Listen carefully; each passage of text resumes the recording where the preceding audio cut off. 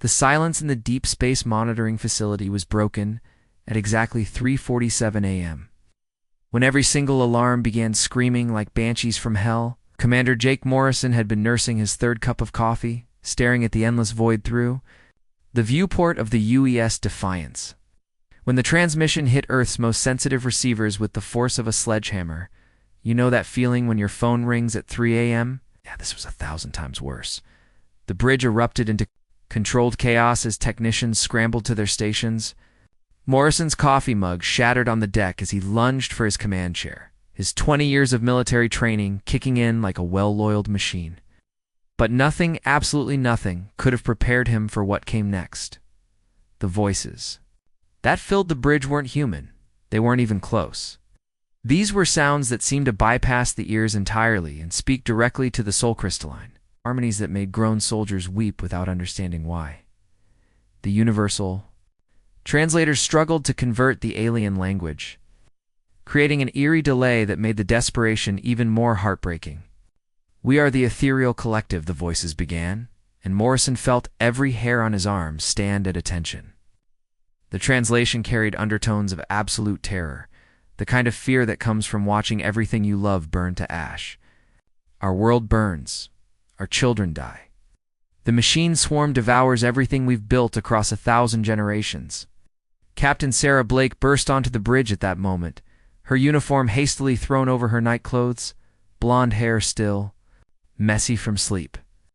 One look at Morrison's face told her this wasn't a drill. The holographic display flickered to life in the center of the bridge, and both officers found themselves staring at something that would haunt their dreams forever.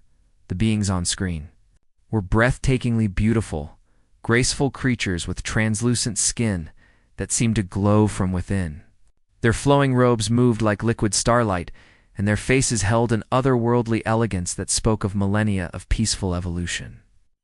They were artists, philosophers, dreamers made manifest, and they were running for their lives. Behind them, nightmare machines pursued with relentless efficiency.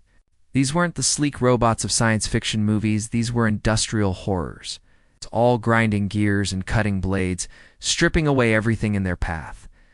Ancient spires that had stood for centuries crumbled under mechanical claws. Gardens that had bloomed for generations were reduced to bare earth in seconds. "Jesus Christ," Blake whispered, her knuckles white as she gripped the railing. 23 years in the Space Force, and she'd never seen anything so beautiful being destroyed by something so utterly devoid of soul.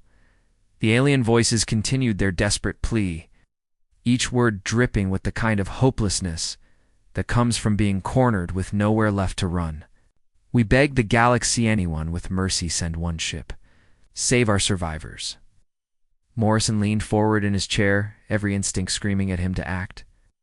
Here's the thing about career military officers. They don't handle distress calls well. They handle them even worse when children are involved. "How many survivors are we talking about?" he demanded, his voice cutting through the bridge's stunned silence. The pause that followed felt like an eternity. When the reply came, it carried the weight of an entire civilization's extinction. 12 million souls. The voice broke completely. If anyone comes at all. 12 million. Let that sink in for a moment. That's more than the population of New York City. It's mothers, fathers, children, grandparents, an entire species facing annihilation while begging strangers for the smallest act of mercy. Blake turned to Morrison, and he could see his own thoughts reflected in her steel-gray eyes. This wasn't just a rescue mission anymore. This was personal. The transmission continued, showing more footage, children being carried by their parents, elderly beings helped along by younger ones, entire families clutching whatever possessions they could carry as mechanical horrors closed in behind them. But here's where things get interesting. Most species in the galaxy, when faced with such overwhelming odds, would express sympathy and maybe send thoughts and prayers. Humans? Well, humans have a different approach to bullies. Morrison's jaw tightened until Blake could hear his teeth. Grinding, his hands slowly clenched into fists as he watched another beautiful city get torn apart by machines that showed no mercy. No hesitation, no humanity. When he finally spoke, his voice carried a promise that would echo across the galaxy. They're about to learn what happens when you make humans angry. The bridge fell silent, except for the continued alien transmission. Every officer present knew that tone. They'd heard it before in history classes about Pearl Harbor, in stories their grandfathers told about D-Day, in documentaries about humanity's darkest and finest hours. It was the voice of a species that had never learned how to back down from a fight, especially when innocents were involved. What the ethereal collective didn't know, what they couldn't possibly understand, was that their message hadn't just reached one human ship. It had reached all of them. Every vessel in Earth's expanding fleet had received the transmission. Every commander, every captain, every Marine was watching the same footage of beautiful beings fleeing mechanical nightmares. And every single one of them was getting very, very angry. The ethereal collective's early warning sensors had been screaming for 3 straight hours, and nobody could believe what they were detecting. Their ancient monitoring systems, designed to track single vessels across interstellar distances, were displaying readings that seemed physically impossible. The quantum signatures weren't from one ship, or even 10 ships. They were reading 300 distinct energy patterns materializing simultaneously from hyperspace. Elder, Luminara pressed, her crystalline fingers against the control interface, her translucent skin flickering with nervous energy. In her 800 years of life, she had never seen anything like this. "The readings must be wrong," she whispered to her aide.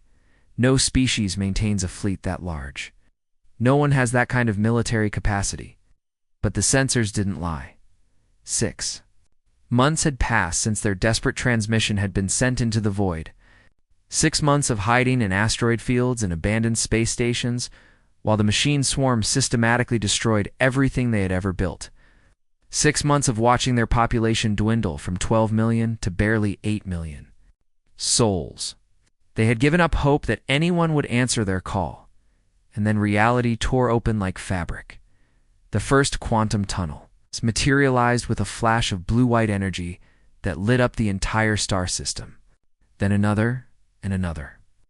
Within 30 seconds, the space around their dying homeworld looked like a cosmic fireworks display as tunnel after tunnel opened in perfect geometric formation. What emerged from those tunnels made Luminara's 3 hearts stop simultaneously. These weren't rescue ships. These were warships. Massive, angular beasts of metal and fury that moved with predatory grace through space. The lead vessel alone was the size of a small moon, its hull bristling with weapon systems that the ethereal scanners couldn't even identify. Behind it came destroyers, cruisers, carrier groups, and support vessels arranged in a battle formation. So precise it looked like a work of art, but here's the thing that really got there. Attention, every single ship was painted with the same symbol, a blue planet with green continents that seemed to pulse with life itself. Admiral Marcus Reed had been preparing for this moment since the day that transmission reached Earth, his flagship. The UES Retribution cut through space like a knife through silk, its massive engines leaving trails of superheated plasma in the void. At 62 years old, Reed had fought in more conflicts than most people could count. But this one was different. This one was personal. His voice, when it finally came across all communication frequencies, carried the authority of someone who had never lost a battle. Ethereal survivors. This is Admiral Reed commanding the Human Liberation Fleet. We received your distress call. The pause that followed was pregnant with meaning. Every human in that fleet knew what came next. They had traveled across half the galaxy for this moment. Where exactly are these machine bastards? Elder Luminara nearly fell. From her command platform, the universal translator was working perfectly, but the words seemed impossible to process. Liberation Fleet, 300 ships. She managed to activate the communication array with trembling hands, her voice barely a whisper. Admiral Reed, we ... We are grateful beyond words that anyone answered our call. But surely there has been some mistake. You brought an army. You only asked for rescue. The laugh that came from Captain Sarah Blake aboard the Destroyer Vengeance was sharp as a blade. After being promoted following the initial contact, she had spent every waking hour for 6 months preparing for this confrontation. Lady, Obviously new to dealing with humans, we don't abandon friends. We don't run from bullies. And we sure as hell don't do anything halfway. Her ship moved into position alongside the flagship, its sleek profile making it look like a predator ready to strike. The Vengeance was smaller than the Retribution, but it packed enough firepower to level continents. Blake's crew had been handpicked from volunteers. Every single person aboard had watched that original transmission and felt the same cold fury that now drove the entire fleet. Her voice carrying the promise of absolute violence. No negotiations, no mercy, no survivors. What the ethereals couldn't see was the controlled chaos happening across the human fleet. Marines were suiting up in powered armor. Fighter pilots were running final checks on weapon systems, and engineers were pushing reactors to maximum output. Tom Bradley's voice crackled across the Marine frequency from his assault transport Warhammer. At 45, Bradley was old for a field commander, but his Marines would follow him into hell itself. Right now, that's exactly where they were. Planning to go. Listen up, people. His voice boomed through transport bays filled with soldiers who had volunteered for what everyone knew was likely a suicide mission. We've got 8 million civilians down there who've been terrorized by machines for 6 months. Anyone who hurts civilians answers to us.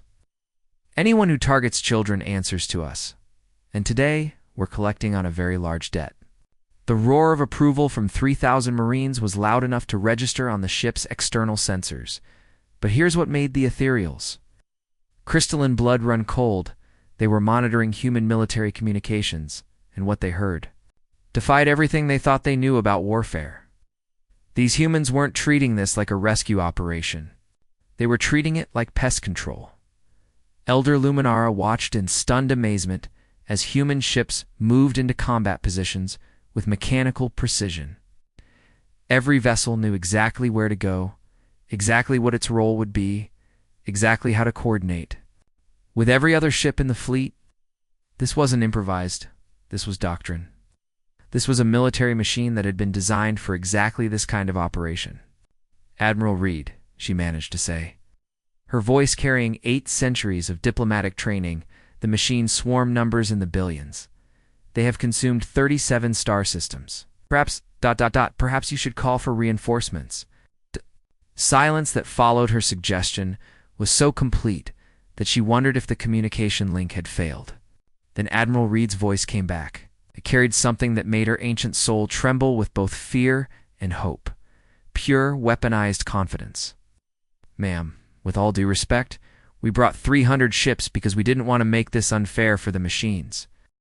The quantum sensors aboard the UES Retribution began screaming warnings 3 hours before they arrived.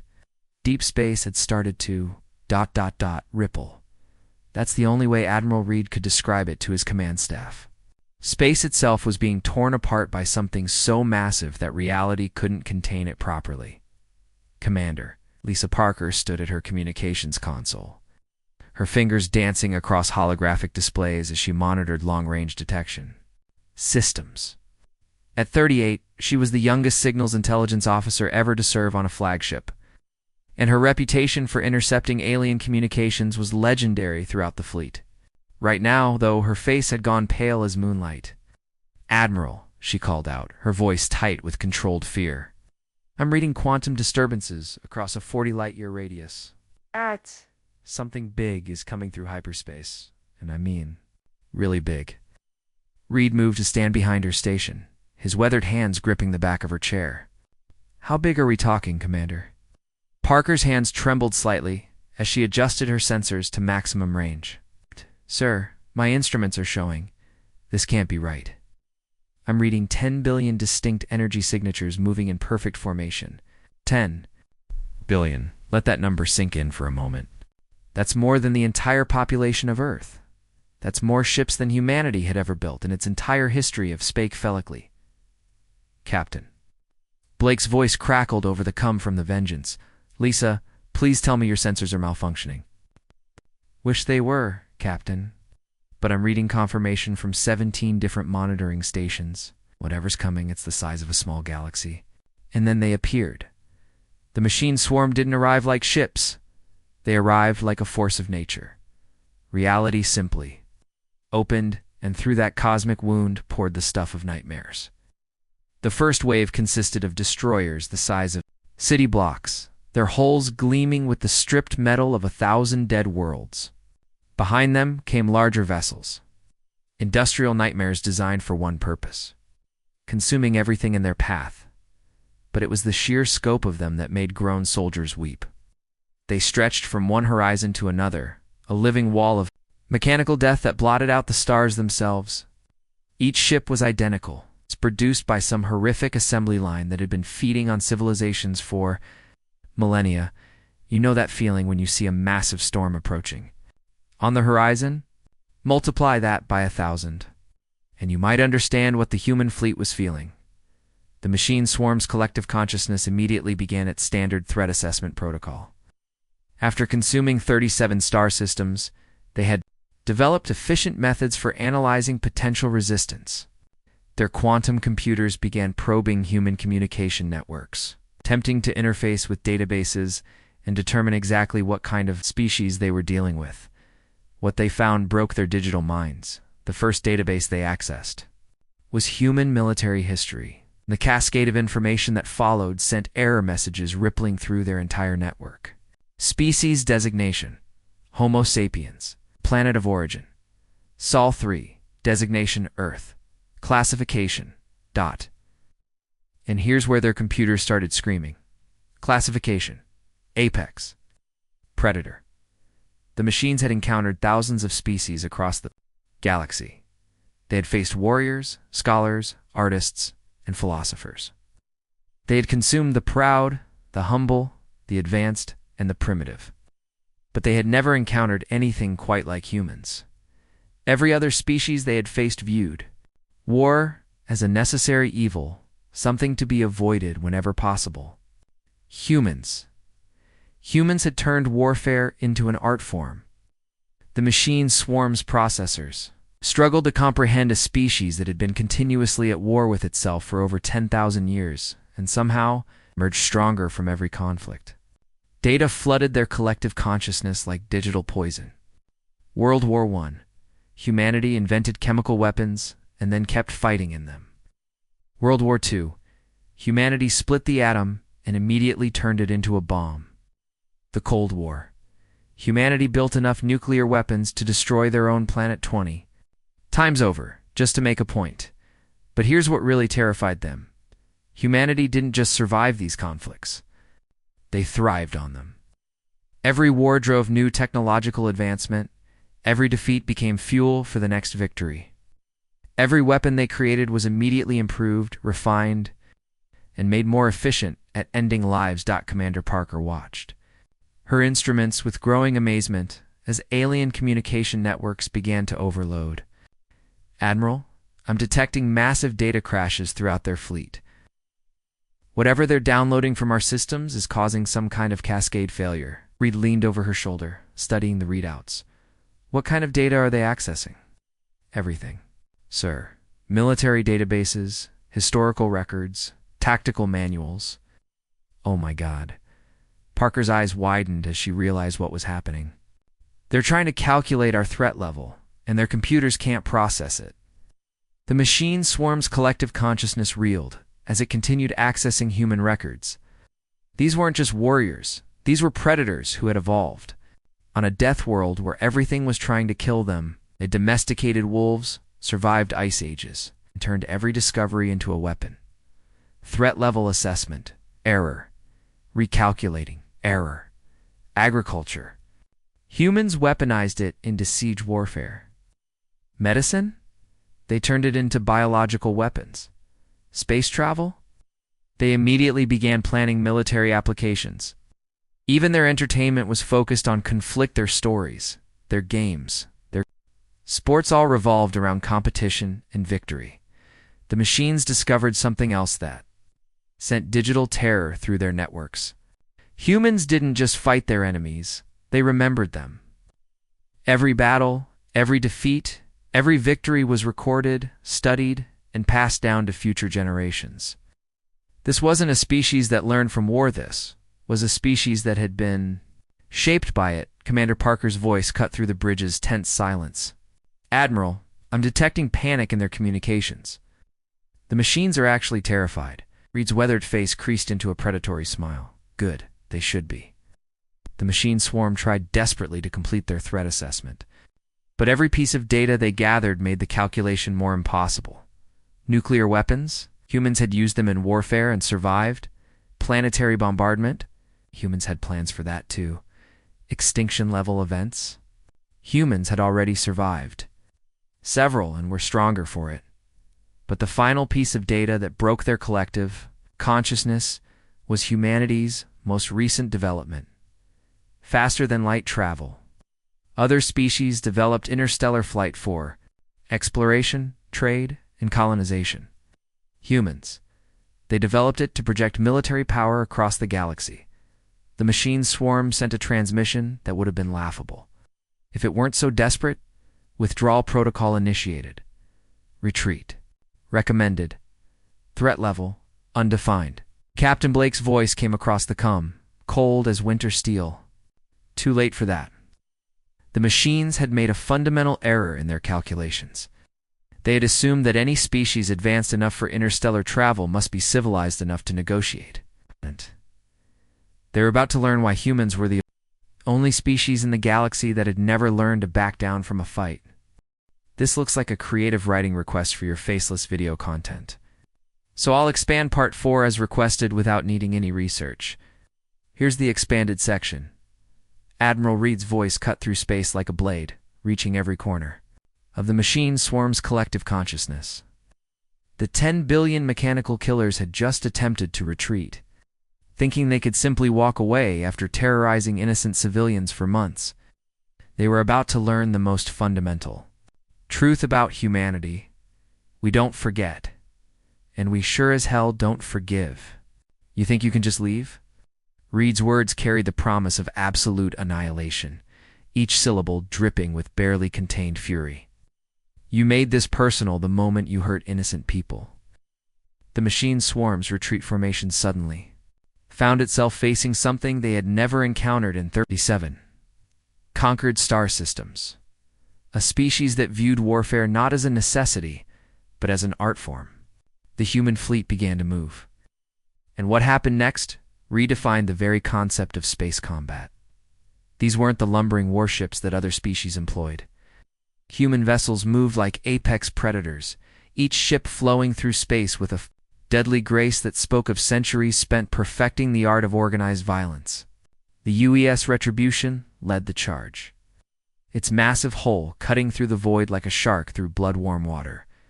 But here's where it gets interesting. What the machine swarm had dismissed as simple warships suddenly began revealing their true nature. Hull plating retracted to expose weapon systems that shouldn't have been possible.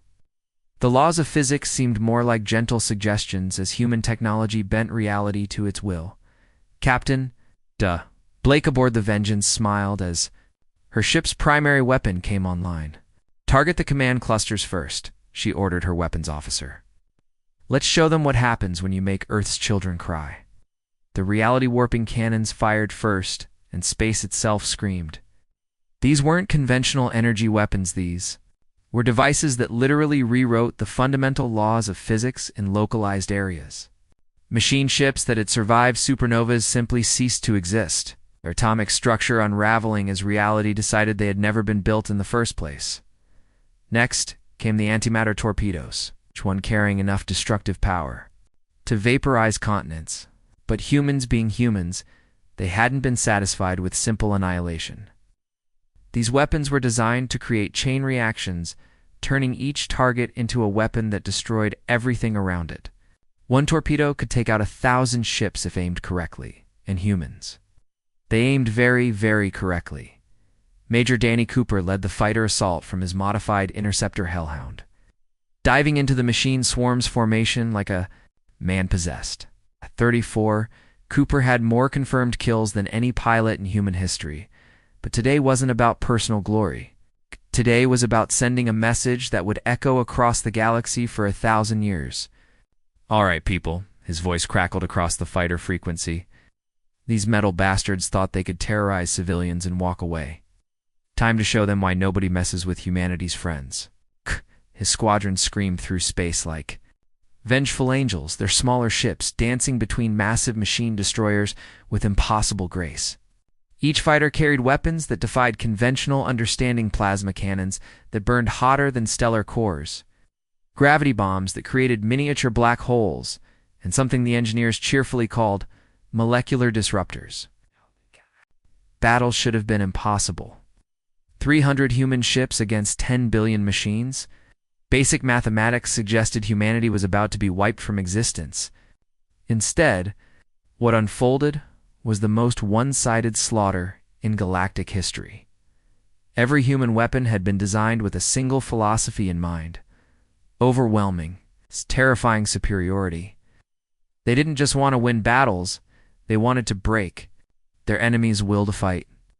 They wanted survivors to carry stories of human fury to every corner of the galaxy. Colonel Patricia Hayes watched the boarding action from her command post aboard the assault transport Thunder. Her Marines were already breaching machine vessels, their powered armor allowing them to fight in the vacuum of space as easily as on a planet's surface. But what made the enemy ship's hulls ring like bells weren't their weapons, it was their battle cries. These things made a fundamental error. Hayes radioed to her assault teams as they carved through mechanical defenders like wheat before. Scythe, they thought mercy was weakness. They're about to learn that mercy is a choice we make, not a limitation we accept. Her Marines moved through enemy ships with systematic efficiency, their training taking over as they dismantled the machine. Swarms coordination networks. But this wasn't just about tactics. This was about sending a message. Every machine they destroyed was marked with humanity's symbol, ensuring that any survivors would know exactly who had ended their reign of terror. The ethereal collective watched in stunned amazement as the impossible unfolded before their sensors. Human weapons were doing more than destroying ships. They were rewriting the fundamental rules of space combat. Machines that had survived encounters with dozens of different species were being taken, apart like children's toys. But here's what really terrified the machine swarm: humans were enjoying themselves. Their communications were filled with laughter, jokes, and what could only be described as professional satisfaction. This wasn't desperate survival, this was pest control performed by masters of the craft. Commander Parker monitored the battlefield from her station, watching as 10 billion machine ships were systematically reduced to floating scrap metal. "Admiral," she reported with barely contained awe, "our casualty reports are coming in." Reed turned from watching the tactical display, expecting the worst. "How many ships have we lost, Commander?" "None, sir." Parker's voice carried disbelief. Even as she said it, not one human vessel has taken critical damage. "We're not just winning, we're demonstrating total superiority." The machine swarm's collective consciousness sent one final, desperate transmission as their numbers dwindled. From billions to millions to thousands, it was a plea for mercy, a request for negotiation, an offer of surrender that might have worked with any other species in the galaxy. But they weren't fighting any other species. They were fighting humans. Admiral Reed's response was short, simple, and final. "You had your chance to leave our friends alone. You chose war instead. Now you get to live with the consequences." 30 seconds of them. Within 12 hours, 10 billion machines had become floating debris. The machine swarm that had terrorized entire star systems had been completely and utterly annihilated by 300 human ships that had barely worked up a sweat. The galaxy was about to learn why humans were the only species that had never lost a war they were determined to win. This looks like another creative writing request to expand a specific part of your sci-fi story, similar to the previous parts. Since this is clearly creative content for your video rather than a research request, I'll provide the expanded part. 5 directly. The sight that greeted Admiral Reed. 7 days after the battle would have been impossible to imagine just a week earlier. Where once a dying world had limped through space, surrounded by the debris of a 1,000-year civilization, bloomed something that defied every law of planetary science. The ethereal homeworld pulsed with renewed life. Human terraforming. Technology had worked miracles that bordered on the divine, restoring atmospheric composition in hours rather than centuries. Oceans that had been poisoned by machine toxins now sparkled like liquid sapphires under their sun's gentle light. Forests that had been stripped to bare earth were already sprouting new growth, enhanced by human bioengineering to grow faster and stronger than ever before. Reed stood on the observation deck of his flagship, watching construction drones the size of buildings dance around the planet like mechanical angels. These weren't the crude, industrial machines that other species employed. These were works of art that happened to build things. Each drone moved with perfect precision, laying the foundation for what would become the most advanced defense station in galactic history. But here's what made Reed's weathered heart swell with pride. His people hadn't just built weapons. They had built hope. Human medical ships orbited the planet like guardian spirits, their advanced healing technologies working overtime to treat ethereal survivors who had suffered months of terror. Human agricultural specialists were working alongside ethereal farmers to plant crops that would feed the population for generations. Human teachers were learning ethereal history so they could help preserve what the machines had tried to destroy. Admiral. The voice belonged to Elder Luminara, who approached with a delegation of ethereal leaders, their translucent forms shimmering with emotions that human technology could barely translate. Might we speak with you? Reed turned from the viewport. The expression on his face transformed from the hard-edged military commander who had orchestrated the annihilation of 10 billion machines into something softer, something almost grandfatherly.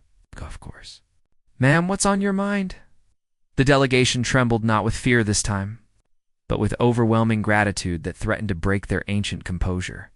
Luminara stepped forward, her 800-year-old voice cracking with emotion. Admiral Reed, our entire species owes you everything. Our children will live because of your sacrifice. Our culture will survive because of your courage. How can we ever repay such a debt? The silence that followed stretched for what felt like an eternity. Reed studied these graceful beings who had suffered so much, who had lost so much, and who were now asking how they could possibly thank the species that had saved them from extinction. His weathered face softened into a protective smile that would have been familiar to anyone who had ever seen father watching over his children. No debt between friends. That's not how humans work. He gestured toward the thriving planet below them, where ethereal children were playing in gardens that had been rebuilt by human hands. But understand something, and understand it clearly this. The world is now under human protection. Any species that threatens our allies threatens us directly. Captain Blake chose that moment to join them on the observation deck, her sharp eyes scanning the restored world with professional satisfaction. At 42, she had seen enough warfare to last several lifetimes, but watching a planet come back to life, that never got old. Words already spreading through the galaxy, she reported, her voice carrying a hint of amusement. 3 other hostile species that were headed toward this sector just reversed course. Apparently news of what happened to the machine swarm travels fast. Elder Luminara's 3 hearts began beating in perfect synchronization, something that only happened when ethereals experienced profound shock. Other species? There were others planning to attack us? Blake's smile was sharp enough to cut steel. Not anymore. Turns out most bullies are cowards at heart. Show them what happens when they pick on someone under human protection, and they suddenly remember they have urgent business elsewhere. Lieutenant Commander Parker's voice crackled over the comm system at that moment, interrupting the conversation with news that would reshape galactic politics forever. Admiral, I'm intercepting communications from across the galaxy. We're receiving surrender offers from machine collectives in 6 different systems. We're all requesting immediate peace treaties. Reed exchanged glances with Blake, and both officers felt the same grim satisfaction. The message was spreading faster than they had dared hope. Humanity hadn't just won a battle, they had fundamentally altered the balance of power in the galaxy. Any demands from these machine collectives? Reed asked. It's just one, Sir Parker, replied, and her voice carried barely contained laughter. They want assurance that humans won't come looking for them if they leave all organic species alone. Reed nodded with the satisfaction of a job well done. The galaxy just learned something important today. Humans don't just defend our friends, We eliminate threats permanently. Make sure that message gets broadcast on all frequencies. But here's what the ethereals couldn't fully comprehend. This wasn't just about military superiority.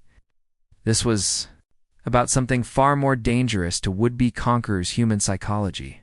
Humanity had just announced to the galaxy that they had officially appointed themselves as the protectors of anyone who couldn't protect themselves across the cosmos.